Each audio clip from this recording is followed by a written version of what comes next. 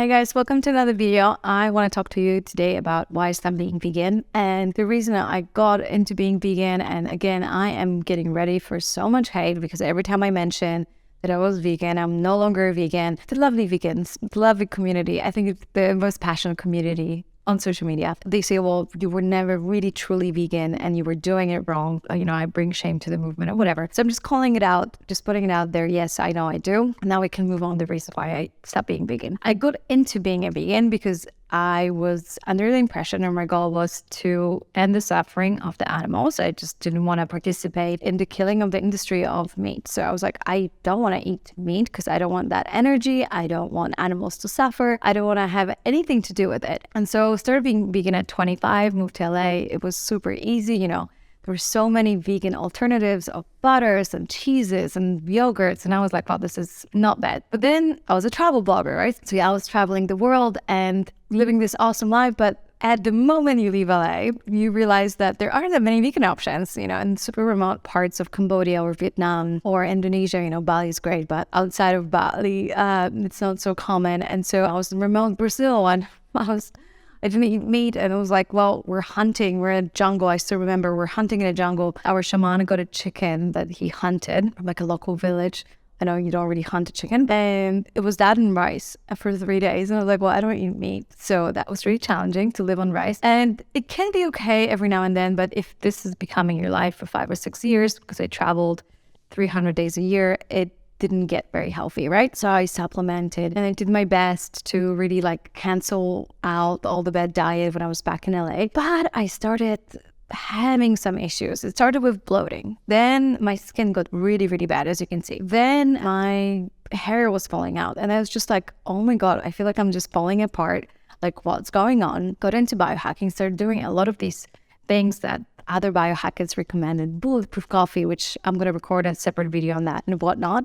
And it was working to a degree. I still wasn't getting the 100% results. And it was pandemic 2020. And, I was watching a lot of vlogs by Dave Asprey. And he basically was asked by, I believe, Mark Hyman, another great doctor, hey, what's the missing link for people to get healthy? And he's like, eating meat. And I felt so annoyed. I was like, fuck no. I refused to believe that. I was like, I can definitely listen to other experts, and really I went deeper into vegan and raw vegan. I was like, I'm gonna eat even cleaner and even more whole foods and medical media and whatnot. And it's just I was constantly hungry. I would eat something and I would just go to the fridge and still by the fridge would have something. And then 2 hours later, and then my boyfriend at the time was like, hey, let's go fasting for 3 days. I'm like, okay, cool.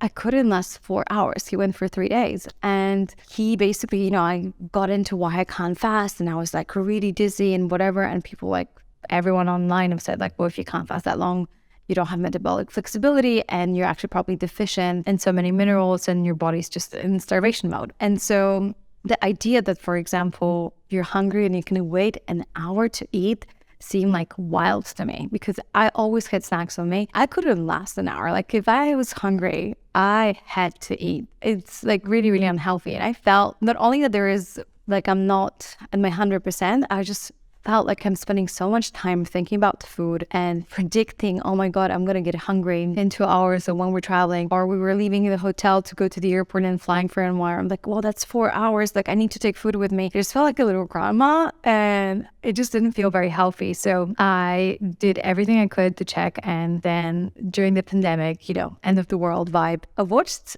a YouTube video that I have seen 10 years ago about Weston Price. And he was a dentist in the 1930s that traveled across all different communities around the world. And he was trying to see what is the common theme of healthy people around the world. And part of it was eating a lot of organ foods and eating liver. And that really helps with developing our bones and our bone structure, especially around our face. That's why chewing is so important. And here I am, juice cleanses, smoothies and whatnot, never chewing. I was really, really up with my health, but that's the story.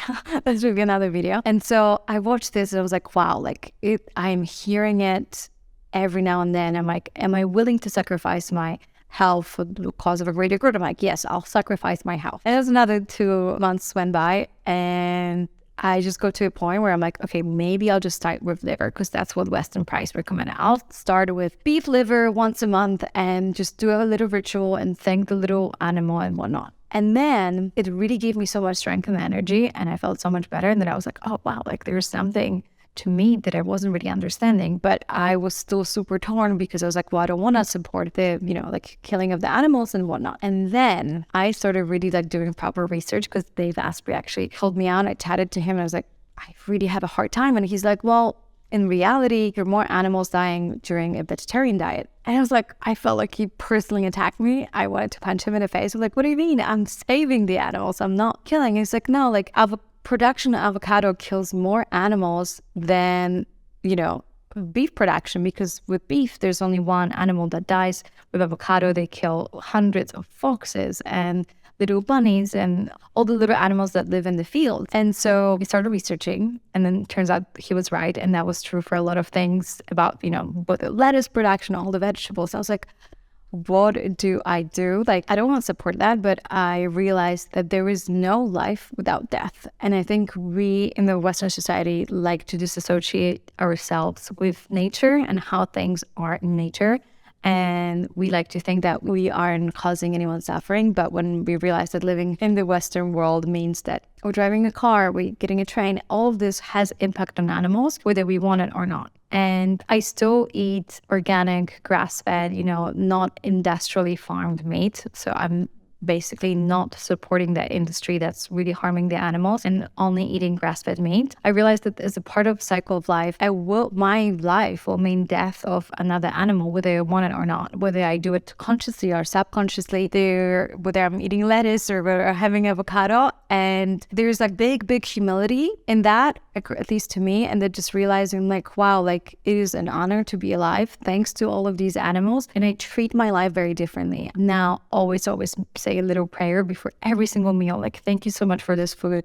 Thank you for keeping me alive. And I know that it will be my turn one day, not to be eaten by somebody else, but I will realize that, we all have to die on this planet.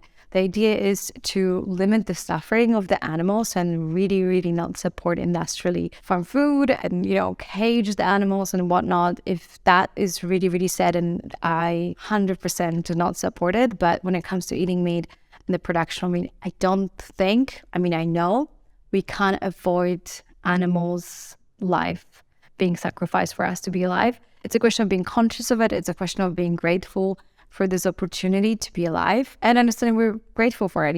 I know I was never hitting my protein levels that I'm supposed to and the proper intake of proteins on a vegan diet. Now I do. I have so much more energy. I am so grateful for the animals that have fed me, avocados, steak or not. And I totally understand that you might not resonate with this message. That is basically how I feel, how I share. I feel incredibly strong. I feel incredibly better eating meat. And, it was a lot of healing, a lot of like getting rid of the guilt and the shame and everything that has come with not being vegan anymore and just being really attacked. So I'm ready for it, but I wanted to share it out there for people that are considering or maybe not really feeling great on a vegan diet. Maybe that perspective will help them.